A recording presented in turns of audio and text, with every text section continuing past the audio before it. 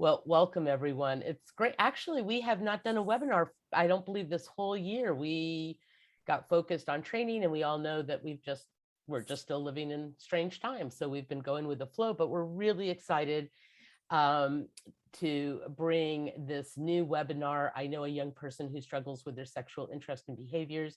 I'm Jenny Coleman. I'm acting like I know all of you. Maybe I do. But I'm Jenny Coleman. I'm the director of Stop It Now. And with me is Micah, my training coordinator and also a helpline counselor. Yeah, welcome everyone. It's good to see you all out there. And yeah, I feel like it's been a pretty big hiatus. I just threw the handouts into chat if you guys want to follow along and check out the PowerPoints on your screen. We're going to be introducing our guest expert, David Prescott, just a little bit later on as we get a little bit further into the webinar. We ask that you all stay muted. You're welcome to keep your cameras on. But please feel free to use chat just to comment along if you have any questions as we're going along. We definitely will answer them if we can. We also have about 15 minutes set aside to address any questions that come up as well. If anyone has problems on audio today, or you just want to improve your audio, there's this little microphone button. It's usually down at the hand side, and you can dial in using that little button. You can just click on it, follow those directions, and press switch to phone audio. Finally, we're going to ask that you guys fill out a brief survey for us that helps us how we're doing, what we can improve on. And after the webinar, you will receive a link to the webinar recording as well as to the survey again. Let's start it. Mike, I'm getting some feedback that your mic is, every time you move, it's really scratchy. So I don't know if there's anything to adjust. Hopefully folks can hear me clean, and thanks for those of you who are letting me know that. Yeah. And just to send direct feedback again. So we'll try to do our best to have as clean of a recording. We're actually feeling kind of lucky that we're even on because the East Coast is experiencing a lot of winds and rain, and a lot of our East Coast is actually loss of electricity, but we're here, so yay, and hopefully we'll stay that way.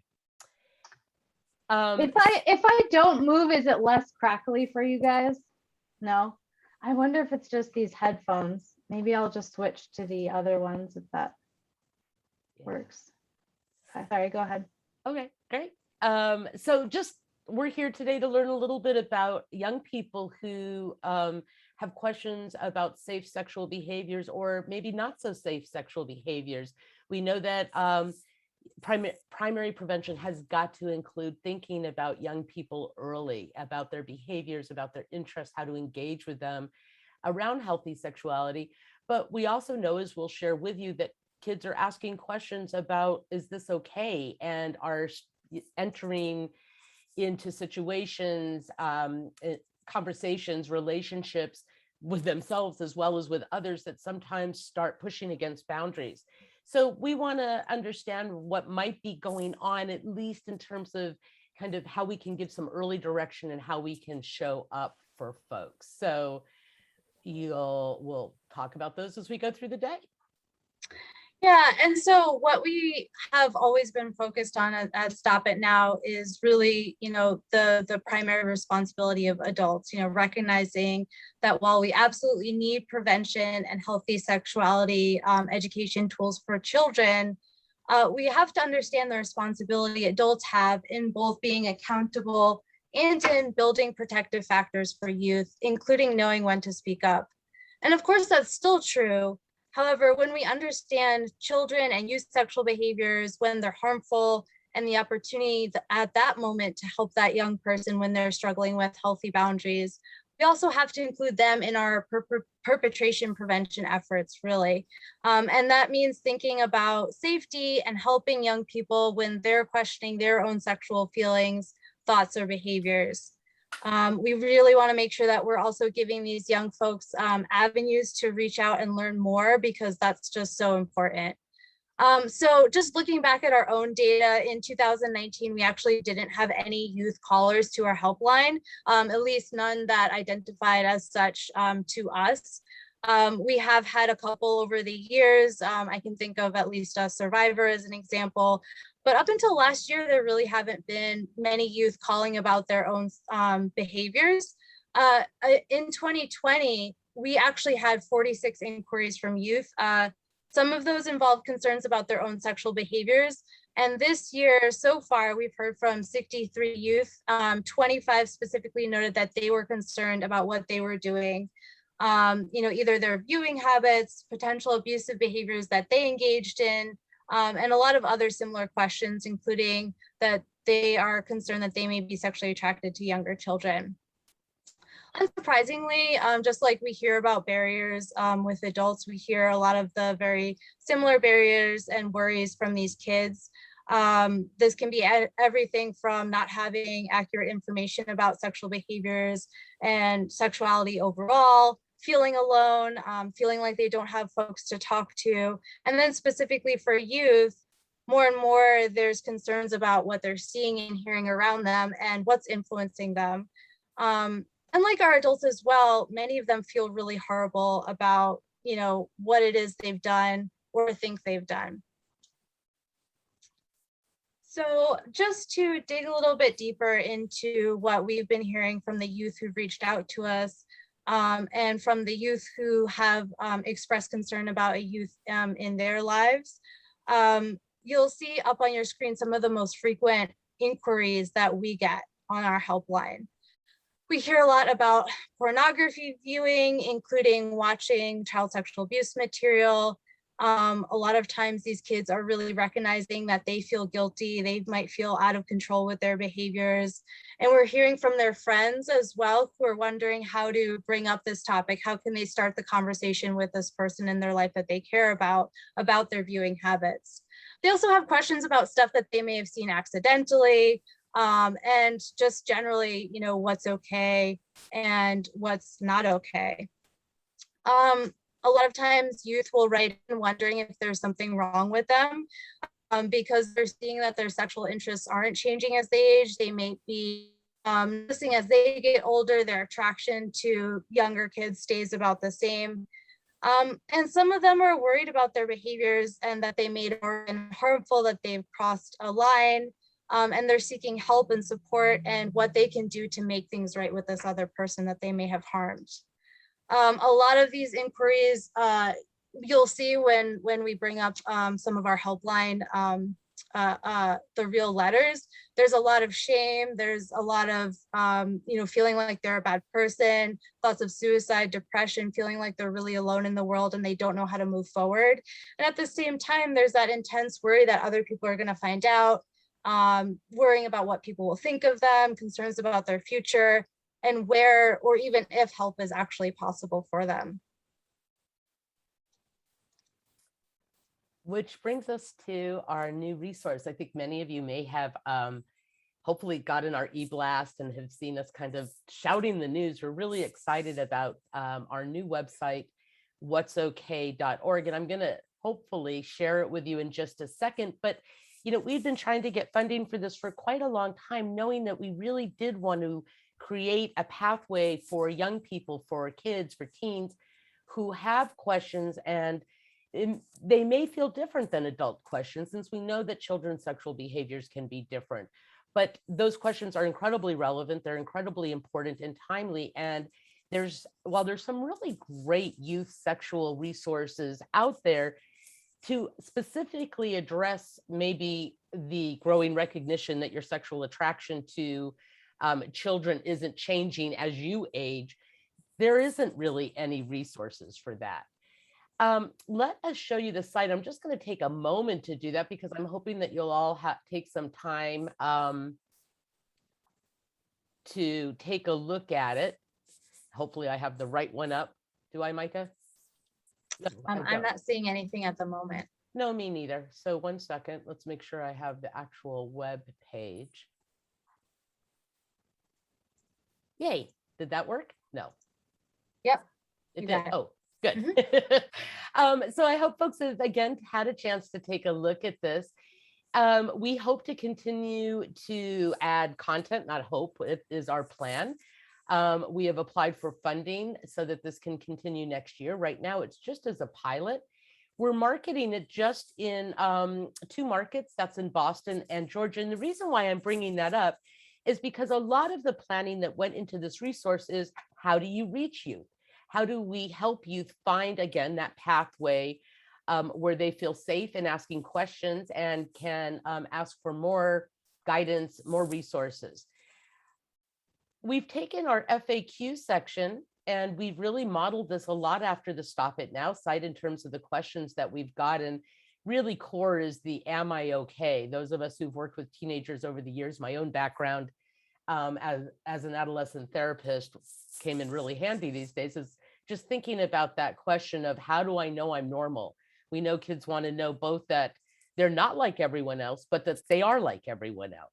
And so we wanted to give them a pathway, again, to ask some of those really difficult questions about whether or not their behaviors are okay, is there help available? And much like with our Stop It Now site, we're very much rooted in a model that is non-shame based, that is inviting, that is hopeful, that is about yes, yes, yes, there's help. Yes, yes, yes, there's a future. Yes, yes, yes, what a great thing you've done to reach out. We've also taken some of the letters we've received in the past and also some other information and tried to repackage it in a way that feels really accessible to young people.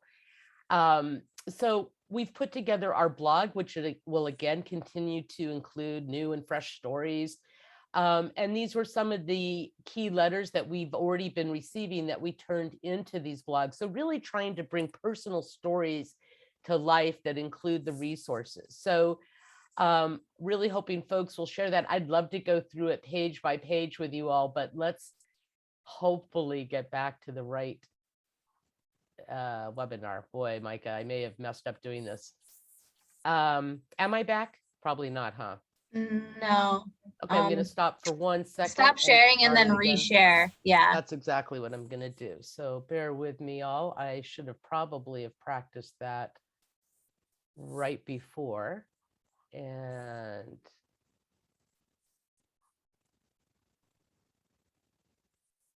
uh-oh, I get an F for Zooming today is how I feel about it. Okay. Perfect.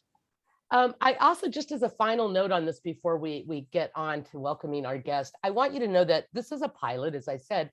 And so our goal, we're pretty, well, one of the goals is going to sound huge, and that was that we actually reach 50,000 individuals through our campaigns, which are running on TikTok, Snapchat, and Instagram. Although, as I say that, they've also suspended our ads because, David, you'll get a kick out of this because they have the word porn in them. So we're working with them. Instagram hasn't closed down our ads, but Instagram, Snapchat, and TikTok are. So we've appealed that. We think that'll work eventually. We just know it's a process with them. We also had a goal of 500 visits to the website. We've been running for just a week and 2 days, and we have 600. Oh, and I didn't say we reached 71,000 people so far, and that's just as of Monday. So it's already Wednesday. We hope to get 10 inquiries to our new helpline. We've already reached 7. So that may seem like a small amount, but it reminds me of when Stop It Now's helpline first started. And the big question is, really, would anybody call? And they got the first phone call 28 years ago. Hi, I'm John, and I've abused a child. I think that's probably what I felt like last week on Monday when we got our first email.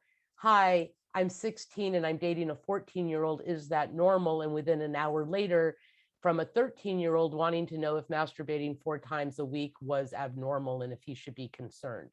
So we're really encouraged that youth are finding this website. We added text also to the way that youth can reach us. Right now, what we're hearing from our kids in email, which is kind of fascinating. So we're still very, very much in the learning phase of this. So with that said, really happy to bring on David Prescott. David, you're welcome to turn on your camera. And David has been a member of the Stop It Now Advisory Council for maybe about a year now. But even before that, I knew David, as I'm sure many of you do, as just an incredibly accessible, generous expert. I just find that hearing David speak really helps shed new lights, provides new information, all in a really welcoming way. So, mental health practitioner of 36 years, David is the editor of Safer Society Press, the author and editor of 20 books in the areas of understanding and improving services to at-risk clients. He's the recipient of the 2014 Distinguished Contribution Award from ATSA, the Association for the Treatment of Sexual Abusers, and the 2018 recipient of the National Adolescent Perpetration Network, C. Henry Kemp Lifetime Achievement Award. Wow, David, there's a big title. And David trains and lectures all over the world, as I said, so generous with his time, and we're so very happy to have you. Thank you. Oh, well, thank you. Very, very kind introduction. And Well, great to see people. I think I've known Steve as of this month. It's now 22 years since we first met. It's been a long time. So obviously I need to be on my game today. So that's how we're feeling. yeah, right. So great. So Jenny, how would you like to proceed? I guess I just wanted to say a couple of things about, I'm looking at this slightly informally. And as people who are in and around the field, and we're going to be discussing some scenarios, which means there's never a straightforward way to discuss a scenario. So Micah, for example, calls me and says, we had a person say this on the helpline. There's no direct way, Micah, this is what you say, or this is how you respond. Human interactions are always kind of complicated. Sometimes nebulous. So I just wanted to put it out there that I may go around some of the topic areas in something of a scattershot way. So please. I've been in conversation with you, David. I know how you work. Yeah. You're going to take us on a journey, whether we're right, there you it or go. not. So, yeah. Great. Nice. Well, and our first question to you really was just kind of, as a clinician myself, I'm used to working with youth who were court ordered because of a sexual behavior problem, right? But we're wondering whether you have actually run across any kids who have self-disclosed without any, law or other authoritarian interference, that I'm really worried about whether I'm normal sexually. I'm worried about whether I'm into the right things. I'm worried that I'm doing things that are harmful. Do you find that kids are ever likely to disclose that just voluntarily on their own? It really depends on who the clinician is or who they're talking to, but absolutely. I think, honestly, in my own career, I've spent more time with people who are outside of the legal system than in it. And so very often I would get a referral to talk to somebody because the adults in his life were simply concerned. Saying, there's this stuff that doesn't add up. We are certainly not experts in these areas. Can you please help? And that then led to some really serious discussions about about the way forward with this person's life. Yeah, So I that's imagine a that short there's a lot answer. of other mental health concerns that may come up, or just other areas of need in their life. Sure. Yeah. Although as you're speaking, Jenny, and I'm thinking about the current era, I'm like, can you point me to any kids that are over right? Or most adults? I mean, there is so much suffering out there, and it's only natural that that a lot of this would sort of find its way over into the sexual arena. And just as one small example, something that my friends and I blogged about. I guess a little over a year ago now, was the famous website Pornhub released statistics on a country by country basis of who was looking at what kind of pornography and how much. And you could actually see, as various countries went into lockdown with the onset of the pandemic, the amount of that porn usage went up. This stuff is complicated. So yeah, these kids always come in with any number of concerns, and rightfully so. I think, part of being a teenager is to have concerns. So I guess my view on that is always welcome. Yeah, welcome, absolutely. Dear one, with all of your concerns and everything else. Great. Well, let's get to our first letter, Mike. I want to. Yeah, of course. So this is from a 17-year-old, and they say that for a few years, they've been going to a website that shows drawn pornography of children. They said, I've never watched child porn or put my hands on a child, but I feel like a terrible person for masturbating to something so distasteful and twisted. I told my best friend and girlfriend, and they said I'm making a big deal of something small. They want to know, am I a pedophile? And they say, I'd rather die or be locked up. I don't know why I'm turned on by this, but I feel like scum. So to me, this feels like a really typical email that we get from when we do get a young person who feels really like twisted up inside. They're watching something, they might not know why they're watching it. So I'm wondering just like what your take is on this, and if this person kind of came to you, what would you say to someone who's asking, am I a pedophile? And also, how can you both be attracted by something and kind of repulsed by it at the same time? Yeah, okay. I'm going to actually start right at the last thing that you said. How can you be attracted to and repulsed by something at the same time? And I think the answer is because that's how people seem to work. We go and we see movies that at once horrify and entertain us.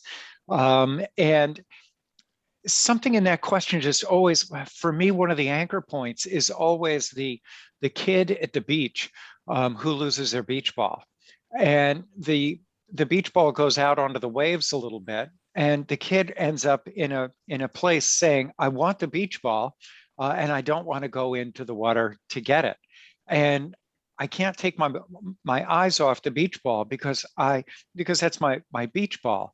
And on the other hand, the unacceptable risk of going that deep into the water is preventing me from going there. So whether it be media or life experiences or anything else, could we please just acknowledge that that life can throw these things at us, and that very often we find ourselves drawn to stuff that is inherently horrible.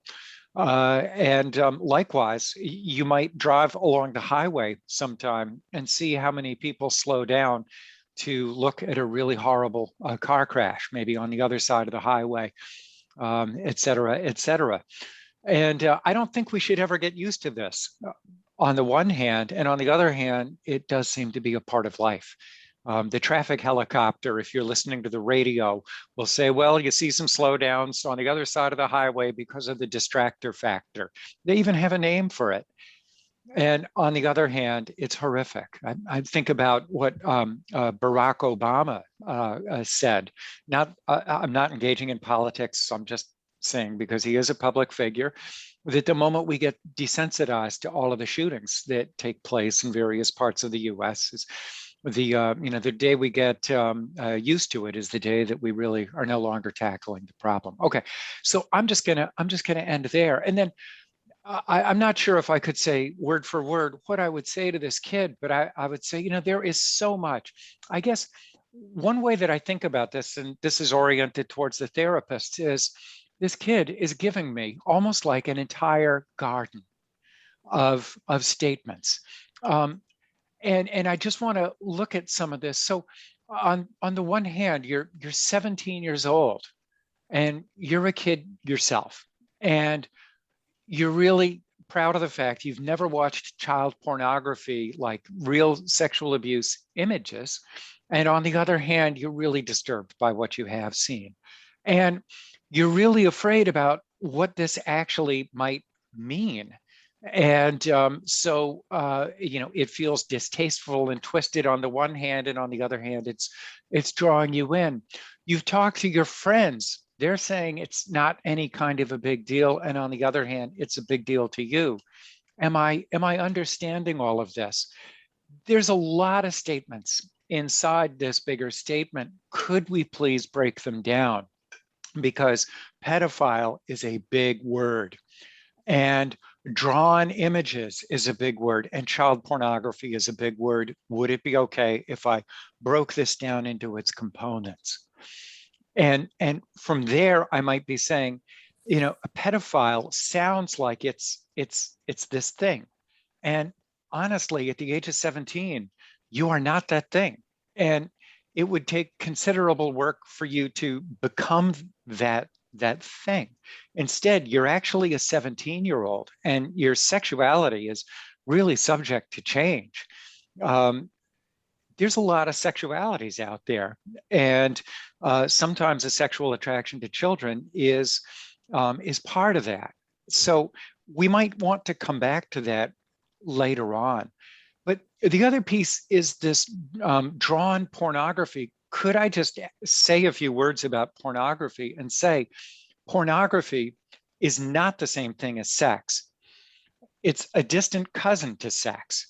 These are drawings that are designed to arouse you and to try to sort through, is this really something that's central to who I am as a sexual being?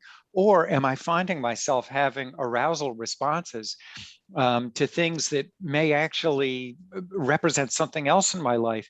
These are important questions that we should ask ourselves. So from here forward, I'm going with my first axiom, which is, when in doubt, chunk it out, okay? Because there's a lot of pieces to this. It's possible that you can see drawn pornography of children and have a sexual response, even at the same time as you're more romantically inclined towards people your own age or slightly older. Or that you might be more interested in having sex with somebody who's your own age or slightly older, basically somebody within your own peer group. There's a real question of who can you be romantic with, who do you want to be with, and who do you really want to have sex with, if in fact you want to have sex. And beyond that, there may be all these other realms of human experience that you're curious about and that leave you feeling horrible. So with all due respect to your best friend and girlfriend, I hadn't really noticed the word girlfriend. I'm not sure what that means in this person's life, but I certainly would be interested to know more about it. In the end, the simple fact is, if you're going to grow up and be an adult, you're going to have attractions that sometimes are repulsive, and you're going to have attractions that you don't always understand. And trust me on this one, because it's statistically just the way it is, you're going to find a lot of people attractive that you don't end up having sex with. That's just how these things work.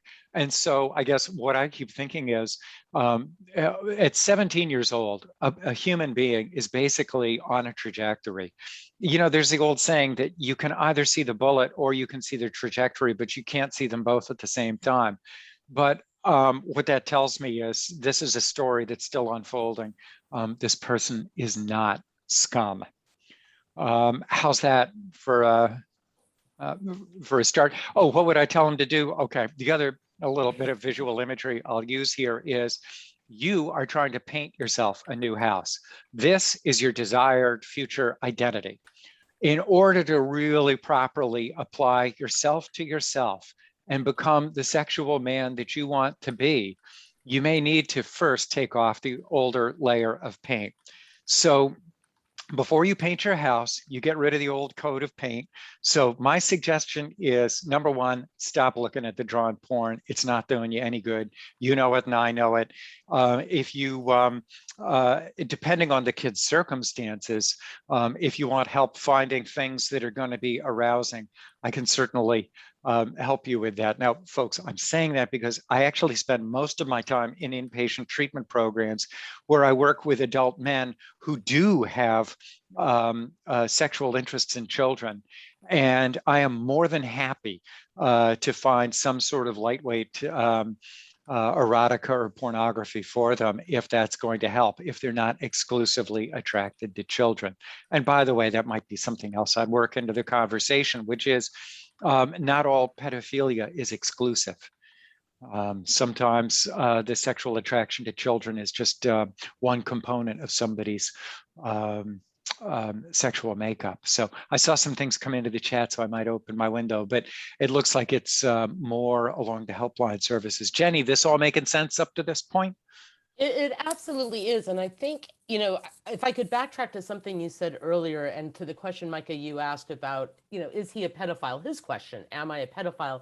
It just really strikes me that particularly teens are looking for that identity, even when it's negative. Like, where's the box that I fit into, even if it means maybe something horrendous for their life. And it's such a good reminder that as advocates, social workers, clinicians, parents, teachers, all the roles that everyone out here has, that when we can get away from that label, when we can get away from that, yep, you checked off all the marks to fit into this box. I think that that in and of itself is a huge gift, that we can open up possibilities that may not have been imagined otherwise. And too often, not just young people, not just kids, adults too, it's like COVID testing. Oh my gosh, I have a sore throat. I must have COVID. Oh my gosh, I clicked on, something on Pornhub that had a barely legal, adult. I wonder if that means I could be into kids. And we're trying to understand ourselves. And I think, kids more than anyone, are on that journey. So Yeah. absolutely. And the questions that are coming in, interestingly enough, are about our reporting. And it makes me think, David, just in how you're talking about sexual attraction to minors is just maybe a quick kind of dink on folks about, oh, what happens when we do hear on our helpline, whether it's the Stop It Now helpline or on the What's Okay helpline, a disclosure from somebody who is abusing a child themselves. As I said in the chat, we do not require identifying information. Most of the time, what we get is just the state that somebody is from. However, we let folks know that we are not a reporting service and that we do not need identifying information. We actually try to disclose that because we know from our early years of operation that one of our values is that it's a confidential place, that folks need to be able to find a place to ask that first question, to, kind of cross over to at least reach out for some sort of help. It's our goal to get that person to a live clinician, to a live person, a resource who then can work with them about next steps. The few times that we do get identifying information, yes, we make the report. But again, it's often kind of we got this email, here's what we know. And that's how we handle that. And I've been with Stop It Now for over 10 years. I think we've done that less than 10 times. But let's get on to our next question. This is one that's focused on our youth. So okay, can I just go back? David, would you also talk to them about how to tell if their behavior becomes concerning? Yes, absolutely. That would be a little bit further on down in the conversation. It's a great question. Phenomenon is pedophilic obsessive compulsive disorder. I will, could I answer that really quickly? Yeah, please, David. Okay. I missed this question, so glad you're double dutying it there. Sure, yeah. So there is this kind of phenomenon. Well, let's go back a ways. So in the old days, it used to be that if you did find yourself with a sexual attraction to children, in the days long ago, far away, and before the Stop It Now helpline, people really did have questions and nowhere to go with to get answers. So now we have these in the adult world. We have these sort of, I don't know what self-help organizations like Virtuous Pedophiles and some others. Okay, and what they've been reporting now, Virtuous Pedophiles, for those that don't know, is a group dedicated to the idea that pedophiles can be virtuous human beings. I personally can't stand any labeling language. I really do prefer to think of it as people who have a pedophilic disorder, but that's for another discussion. And so what happens is these people are supporting one another so that they do not act on these interests, and that is a good reason to be able to sleep a little bit more deeply at night. I think that these folks have a community that they can of people that they can speak to. So within these communities now, what they've been finding is people who contact them and say, I think I might be a pedophile, but I don't know.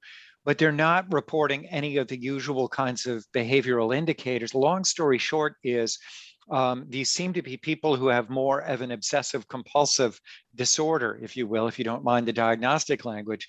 And they're worried that they might become pedophilic, that they might develop a sexual interest in children, or that they might not, that they might have one and not know it, et cetera. And what's happening is within these communities, then they're having to say, look, what you really need is to talk to a therapist about your obsessive compulsive disorder. In essence, what's a nice way to say you are not one of us? And so that is a whole different sort of, thank you, Jenny, for, yeah, verped.org. They've done some really, really good work. They have helped a lot of people. And is something in the name virtuous pedophiles that I think doesn't sit well with people, but their original mission was to say, we can be virtuous human beings. And so that I think is really important. Is it okay to, same question as Sally, when does it become concerning? Is it okay to masturbate to thoughts of children, or should we encourage them to think of something else? My own thinking, and others are free to disagree with me, is I would be saying, whatever you do, do not masturbate to fantasies of children. There's things that happen as a result of masturbation and orgasms that go back to sort of classical conditioning paradigms that you just don't want to mess with it. This may actually end up having an effect on you that we don't fully understand. So please, I invite you to take that Victoria's Secret catalog with you everywhere if you want, or what have you. But this is probably not a good idea.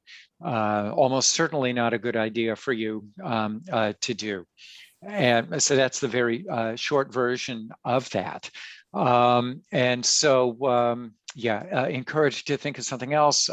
When their behaviors become concerning. So Jenny, I think we got it. We can did. And move you on. saw DP's comment about wondering if there is such a phenomena as pedophile obsessive compulsive Yes. disorder. And I think you addressed that. And Mike, Oh. I feel like he just described half of our emails as well. Okay. Yeah. Yes. So yeah, this is a real thing. It's just funny to see DP to everyone, because usually that's how I sign my emails. I know, you're setting yourself up. But Yeah, right. So okay, cool. Great. Super. Well, let's get on to this next letter, David. Again, we probably could just stay with one slide and keep chatting, but there's so many interesting voices. Happy to. Yeah. Yeah, so this second person says, I'm reaching out because I'm really scared and ashamed. I'm addicted to watching child porn. It started after an older boy showed me porn and touched me, but now I can't stop. I've tried, but I keep failing. I don't know what to do and I can't tell anyone. I'm so ashamed and worried. I keep thinking that today's the day that the police are going to come to my door.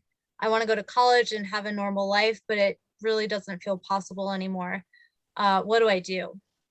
So this is, really focused around, him watching child sexual abuse material.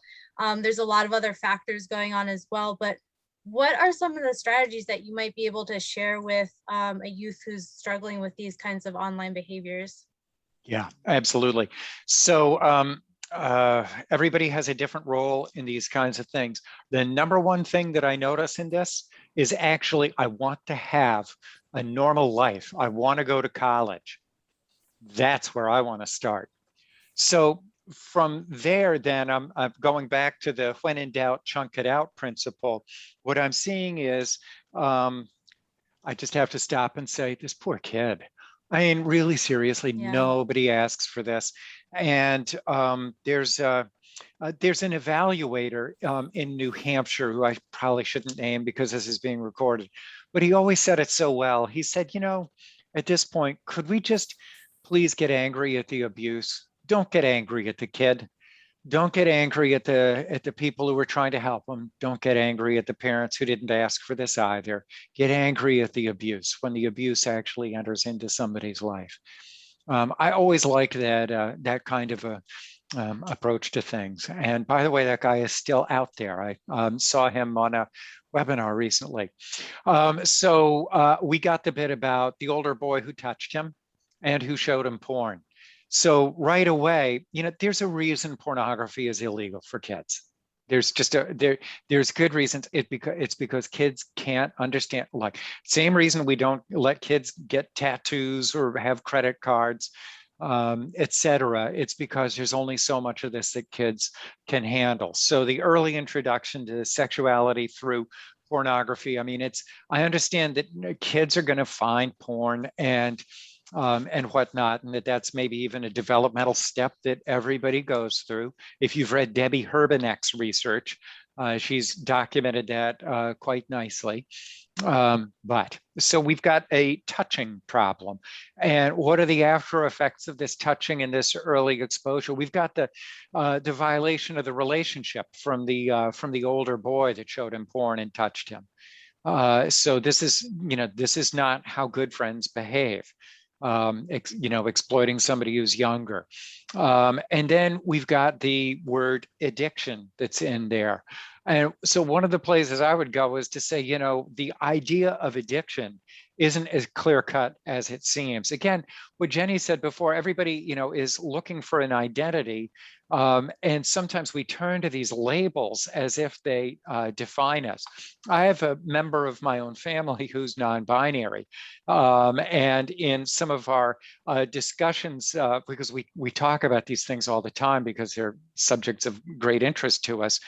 But their point in it is, the fact that I'm non-binary is nowhere near as important as the most important part of my identity, which is I am an artist who needs money. And so I think it's really kind of sorted through these things rather nicely.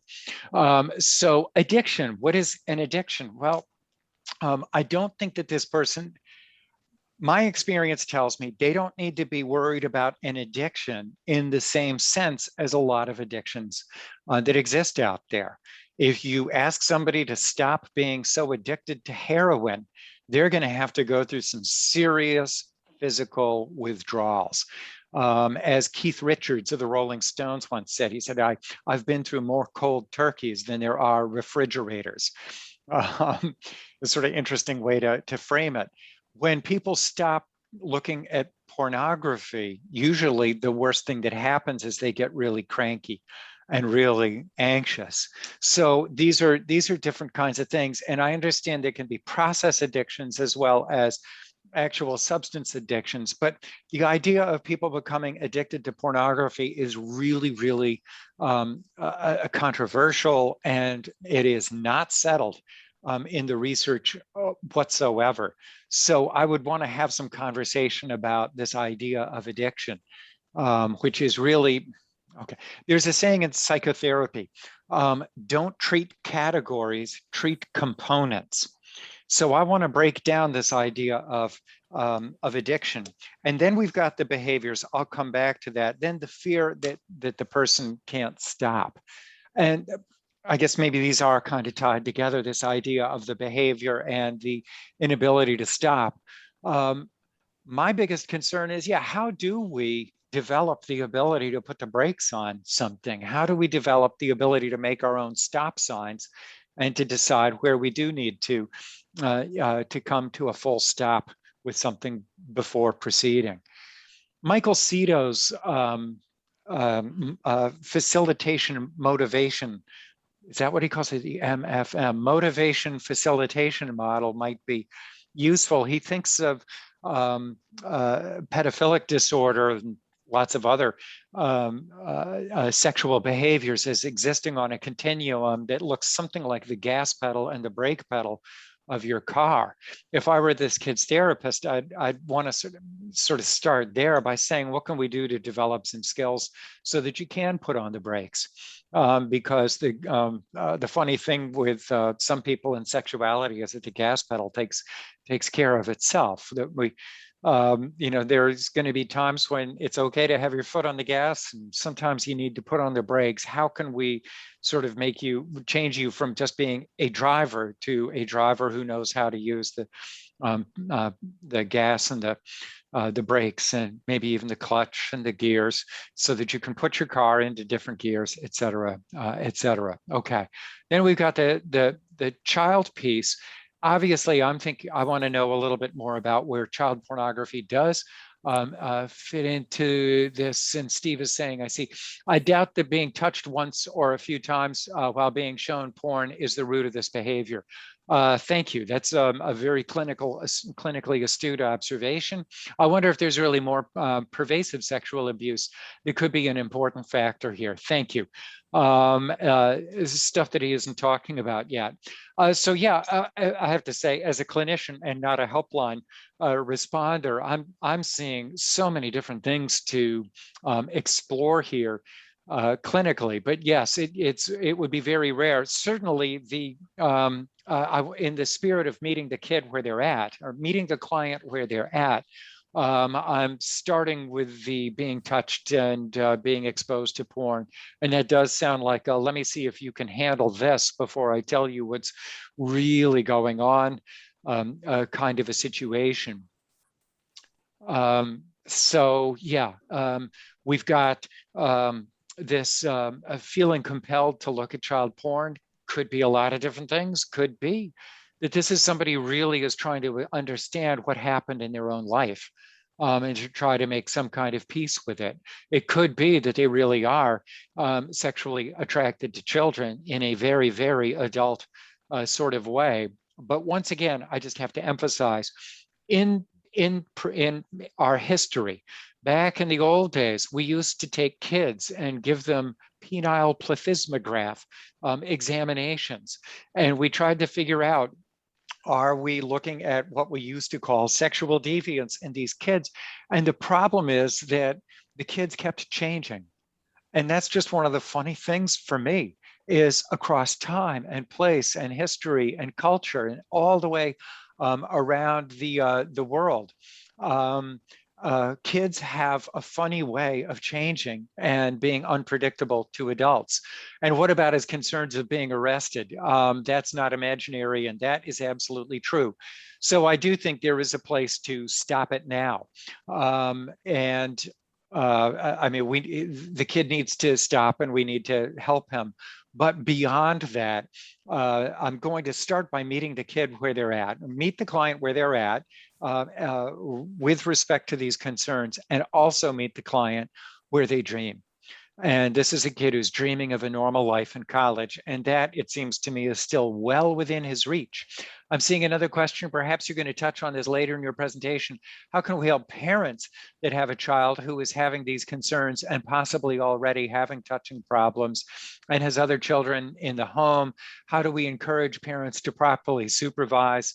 This is where the first place I go is the Stop It Now website, not to advertise Stop It Now as a part of this, or the parent to parent website that Micah and I were discussing before we went live here. I think I see you reaching for that URL. If you are, thanks for putting it into the chat. Parent to parent, and I'll also repeat it as soon as I see it in the chat. Yeah. So yes, it's Ralliance, RALLIANCE.org/parent-2-parent. Yep. And I'm just putting that up there for the people who might be watching this online, et cetera. But a good Google search. So there's many pieces to all of this. Number one is, yes, of course, they need to stop the behavior right now. And number two, honest to goodness, child sexual abuse media hurts people. And it hurts people in very tangible ways. I'm trying to remember the full name of the person. There's the last name begins with the word Gewirtz, Gewirtz. It's a hyphenated last name, and they wrote an article on the lived experiences of child abuse survivors. Excuse me, child pornography survivors. Might be enough to fuel a Google search. And this person collected the narratives of people now adults who had been victimized in this way. And was this the one that came out from the New York Times? I don't remember. I'm trying to, I don't know if it didn't get covered in the Times yet, I would be very surprised, but I can certainly send it over to you, Micah. I've sent it to a lot of people, but I believe you could at least find it via a Google search. Anybody who wants to email me, I've actually come to take it and keep it in an easy to access part of my computers. So, so that could also be useful. So I would say, first things first, we need to triage the case, and that means stopping the behavior. Okay, thank you. That means stopping the behavior, but it also means forming a solid therapeutic alliance with this kid. And the place where I'm starting there is this kid has the same goals as us, all the same goals, and we can agree on those goals: normal life, college education, stopping the pornography, finding a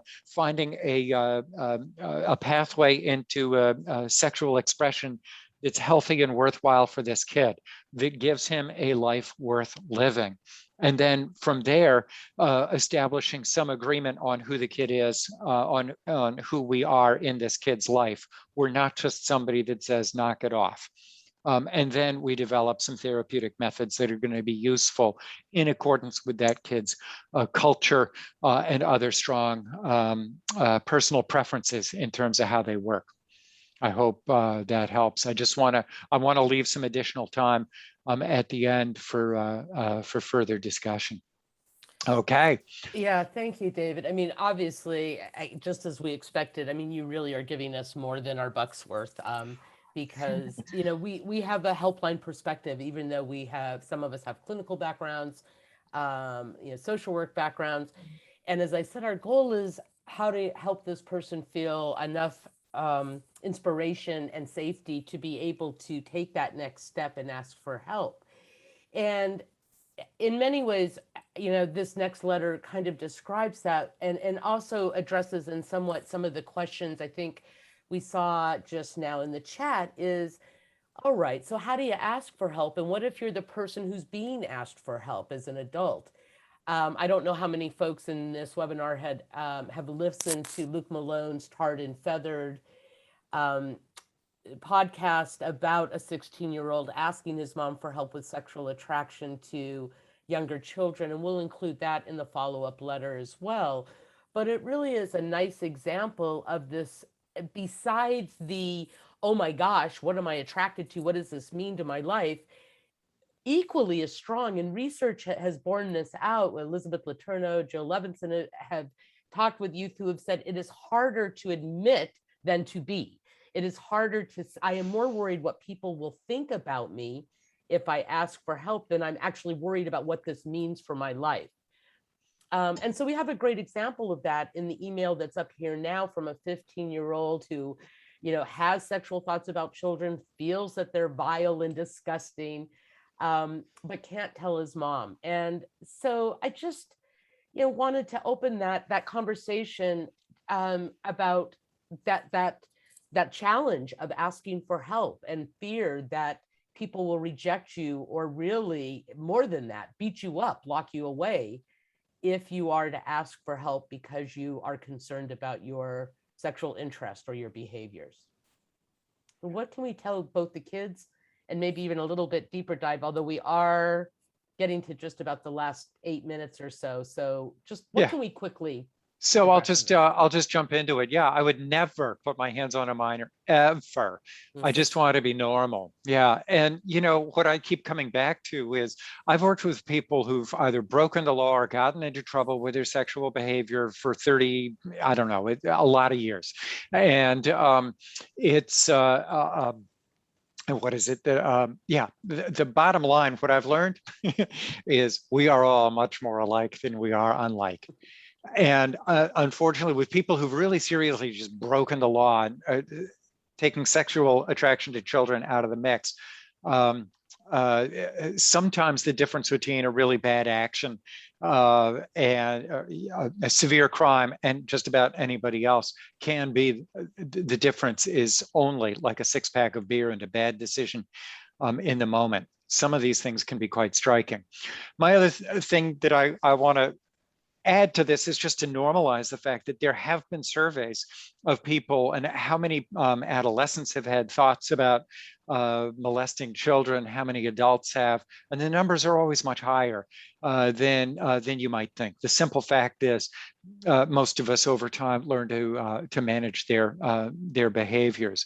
You know, the world has a nasty habit of labeling people, and being normal is not always what it's cracked up to be. I mean, so I think I'm maybe running out of intelligent things to say that I haven't already said.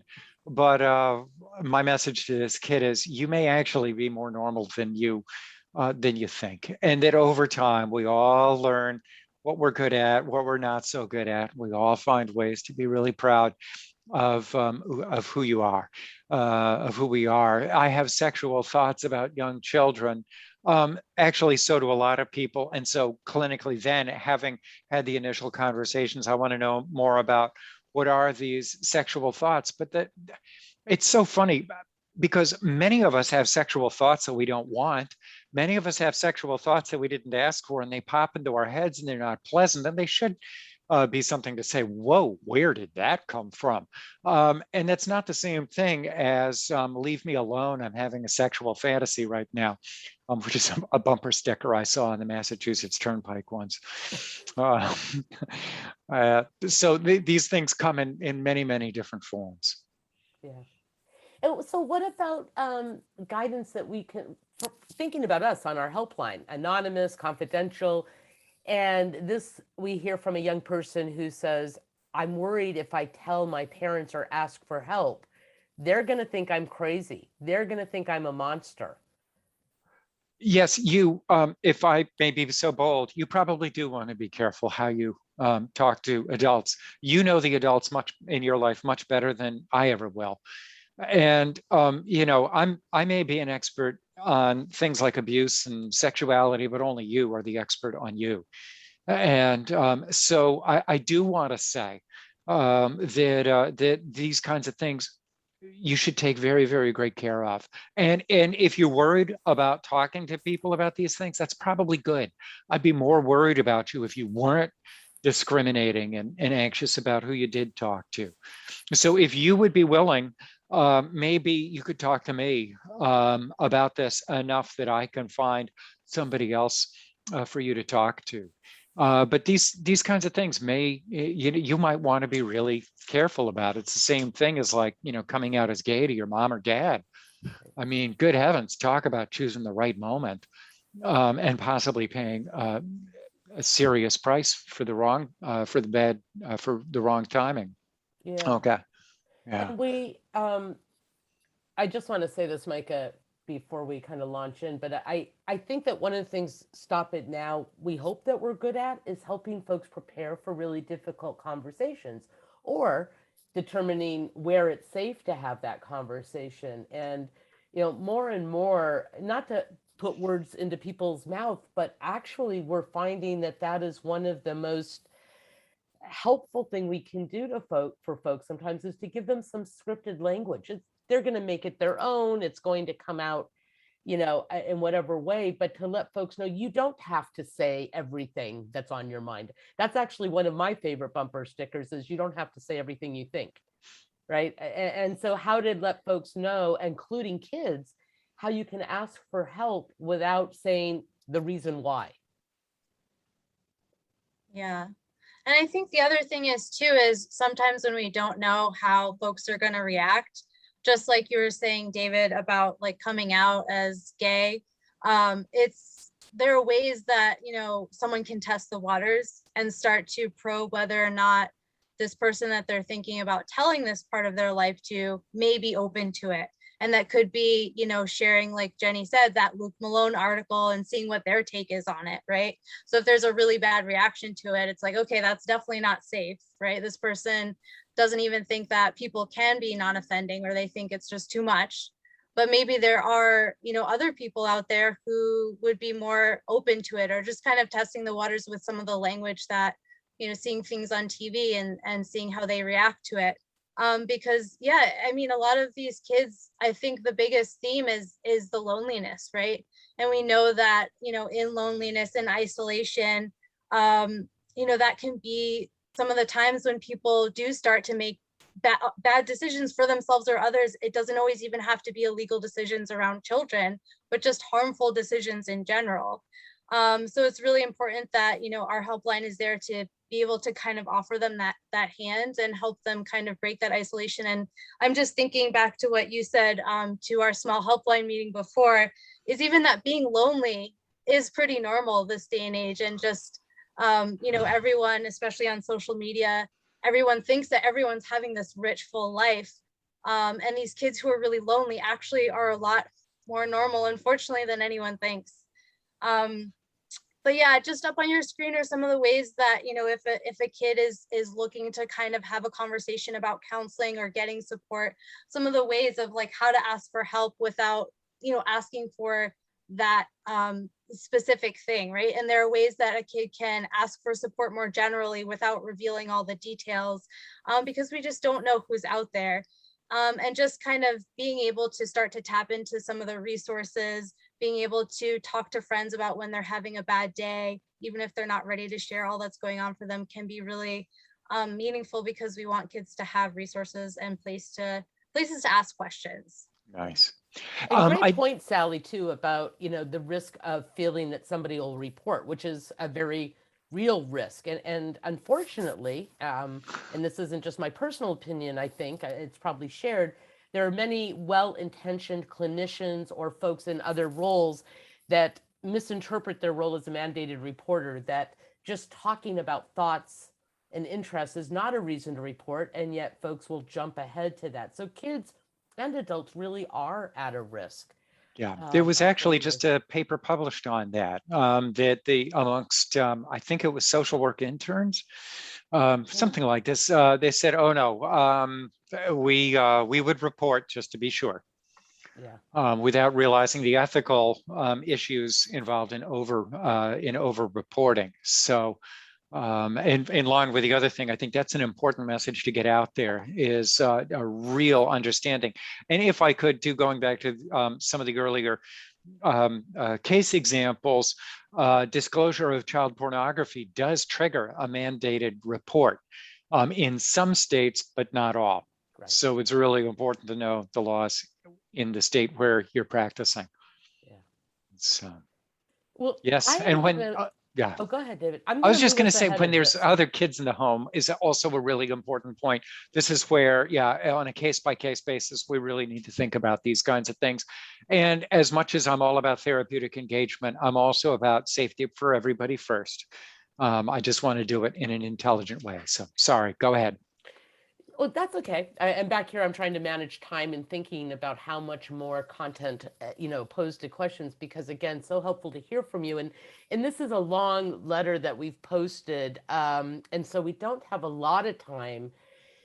You know, another really loaded story about from a survivor who is in turn worried about their own behaviors. And strangely, didn't I receive today in my email a request from somebody working with survivors who are incarcerated, who are writing in about concerns with their own sexual behavior. So we know that this is, you know, this is a question, a concern that we hear a lot of places. So again, without a lot of time, and I think in some ways you answered some of this with one of our earlier letters with the young man who, you know, first disclosed being shown pornography and being touched. I'm just wondering if there's anything else that we want to kind of unpack here when we're thinking about this person who has pretty much a little bit of everything we've been talking about. And I know for me, when I read this email, because these are real emails, that I went, wow, this poor kid. And oh my gosh, how do we get help? Right. Yeah. So what would you, what in a nutshell would we want to say here? The thing that comes out at me is, so wait a minute, abuse. Could we just talk about abuse? Because that comes in many, many forms. There's capital A, there's little a. People don't like to be touched against their will. They don't like to be groped. And, is this the same thing as kidnapping a stranger and taking them to some strange location? I mean, that's quite a bit different. So, is this a crime that the police are going to knock down your door over? No. On the other hand, this isn't how friends treat one another. Instead of thinking in terms of abuse, could we please have some conversations about just how to have good boundaries? And the good boundaries come in many, many different forms. So it's good you're anxious about this. It's okay if you feel guilty. Please don't feel ashamed. A shame is when you view yourself as a bad person. It's okay if you want to feel bad about your behavior. That's a little bit different. That's the thing that really jumped out at me. Yeah. You Of know this what's poor really kid. interesting, and Mike, I chime in with this, but we get a number of emails from particularly young people who say, as we've seen here, nobody else thinks this is a problem but me. They're already in therapy, or they've talked to their parents, or they're working with another professional, a supposedly trusted adult in their life. And it almost looks like they are really looking for validation that they are as bad of a person as they are feeling. Yeah. I see you nodding, but I didn't, I am always struck by that of our job isn't to convince them that they're not a bad person then, Yeah. because that's just not the dance that we want to play, but rather, wow, you're really worried about this. I know there's your Psych 101 answer, and that I am hoping that this person is able to find then a competent counselor, who can work on them with what does that mean to you when you think you're a bad person? Yeah.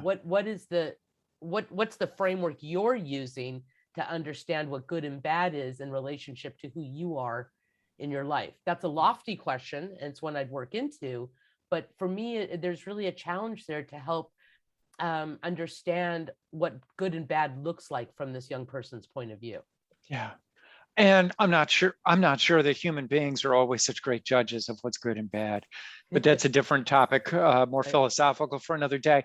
So just taking a look, my thinking might be, yeah, I know you're sort of expecting, maybe waiting for me to talk about how you're a bad person. Unfortunately, I have to be honest with you. I'm not seeing it that way. I'm really not. What I see is a kid who desperately wants to grow up and to have the best possible life.